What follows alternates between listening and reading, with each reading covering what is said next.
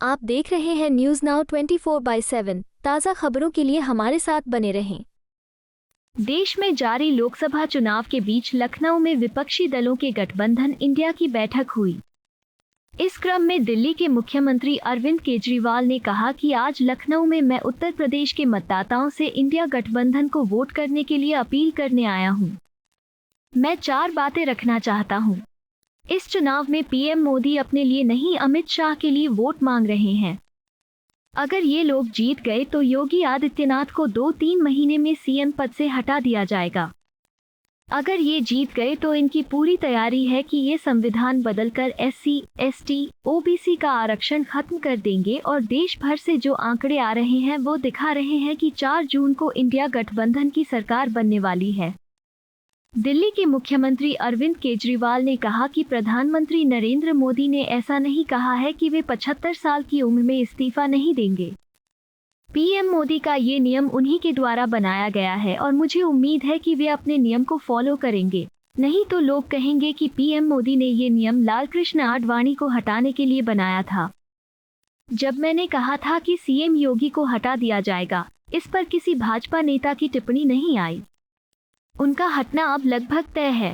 देख रहे हैं उन सबको मेरा नमस्कार, मेरा प्रणाम। आज लखनऊ में मैं उत्तर प्रदेश के सभी मतदाताओं से इंडिया गठबंधन को भारी भरकम वोट देने के लिए, भारी मात्रा में वोट देने के लिए अपील करने के लिए आया हूं। मैं 4 बातें रखना चाहता हूं। पहले चारों बिंदु बता देता हूं, फिर उसको डिटेल में एक्सप्लेन करूंगा। पहला ये कि ये चुनाव भारतीय जनता पार्टी, मोदी जी अपने लिए वोट नहीं, अमित शाह जी को प्रधानमंत्री बनाने के लिए वोट मांग रहे हैं।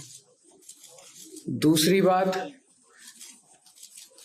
योगी आदित्यनाथ जी को अगर ये लोग जीत गए तो योगी आदित्यनाथ जी को 2 से 3 महीने के अंदर उत्तर प्रदेश के सीएम पद से हटा दिया जाएगा। नंबर 3, इन लोगों की पूरी तैयारी है, अगर ये लोग जीत गए तो संविधान को बदल के एससी, एसटी और ओबीसी का रिजर्वेशन खत्म कर दिया जाएगा। और नंबर 4, जो आंकड़े अब देश भर से आ रहे हैं वो ये दिखा रहे हैं कि 4 जून को इंडिया गठबंधन की सरकार बनने जा रही है और एनडीए को और बीजेपी को बहुत कम सीटें मिलने जा रही हैं। अब मैं अपने सबसे पहले पॉइंट पे आता हूं।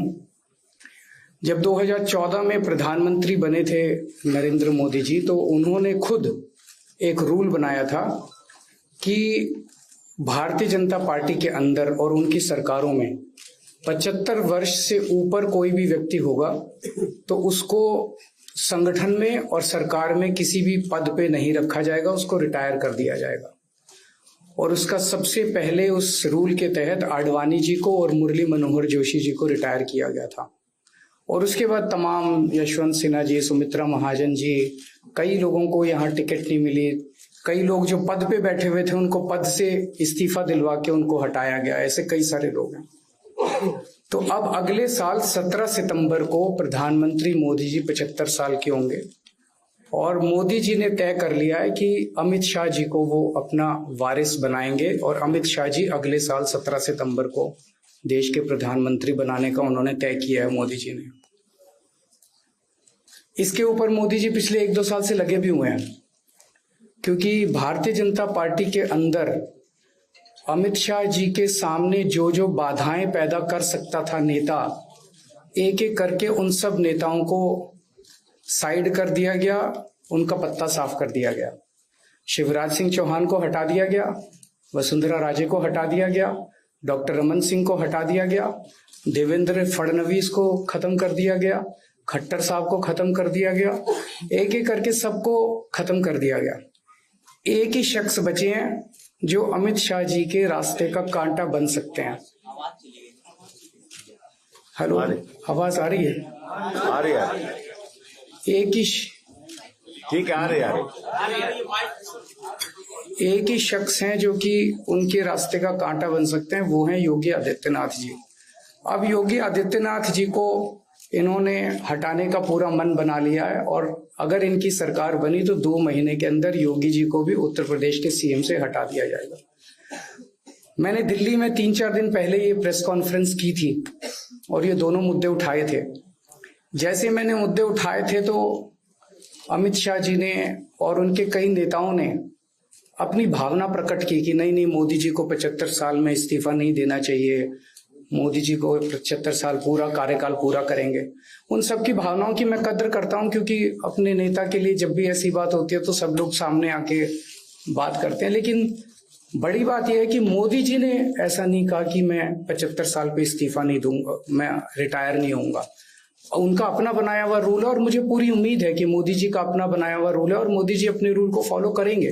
नहीं तो लोग कहेंगे कि मोदी जी ने ये रूल आडवाणी जी को हटाने के लिए बनाया था, जब अपनी बारी आई तो नहीं। तो मोदी जी इस रूल का फॉलो करेंगे, ये पूरा यकीन है देश के लोगों को कि उन्होंने खुद रूल बनाया तो खुद फॉलो करेंगे। दूसरी बड़ी बात जो हुई कि जब मैंने कहा कि योगी आदित्यनाथ जी को 2 महीने में हटा दिया जाएगा, इस पे अभी तक भाजपा के किसी नेता की टिप्पणी नहीं आई है। 4 दिन हो गए, इसका मतलब ये तो कंफर्म करता है कि उन्होंने पूरी प्लानिंग कर ली है और उनके पक्ष में कोई बोलने के लिए तैयार नहीं है योगी आदित्यनाथ जी के।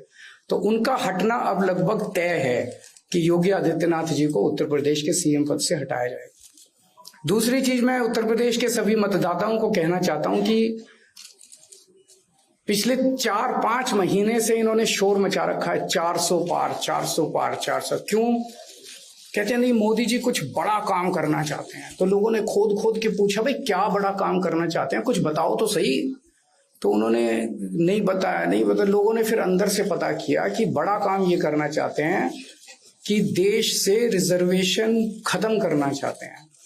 हम जानते हैं कि इनका जो पूरा इकोसिस्टम है, आरएसएस, बीजेपी, शुरू से ये लोग रिजर्वेशन के खिलाफ रहे हैं। इनकी पूरी की पूरी मानसिकता रिजर्वेशन के खिलाफ रही है।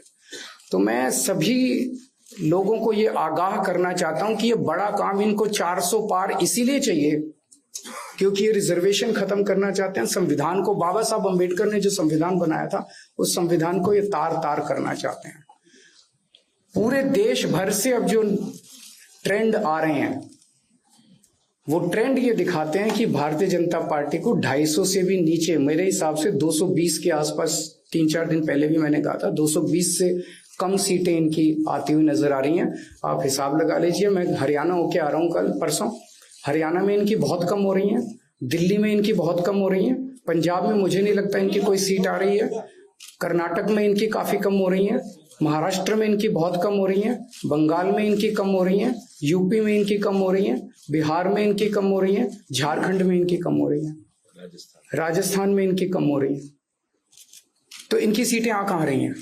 तो इनकी 220 के नीचे सीट आ रही हैं। इनकी सरकार बीजेपी की सरकार नहीं बन रही है, इंडिया गठबंधन की सरकार बनेगी और इंडिया गठबंधन की सरकार जो है वो देश को एक प्रगति के रास्ते के ऊपर लेके जाएगी। इस तरह से जो पूरे देश के अंदर एक नेगेटिविटी इन लोगों ने फैलाई है उसको हम लोग ठीक करेंगे। मैं अंत में उत्तर प्रदेश के सभी लोगों को अपील करना चाहता हूं कि इंडिया गठबंधन के, यहाँ पे सपा और कांग्रेस का गठबंधन है, इंडिया गठबंधन का जो जहां से कैंडिडेट है उसको भारी मात्रा में वोट देकर आप सब लोग जिताइए। उत्तर प्रदेश से खलील मलिक की खास रिपोर्ट। आपको यह वीडियो पसंद आया हो तो इसे लाइक करें, हमारे चैनल को सब्सक्राइब करें।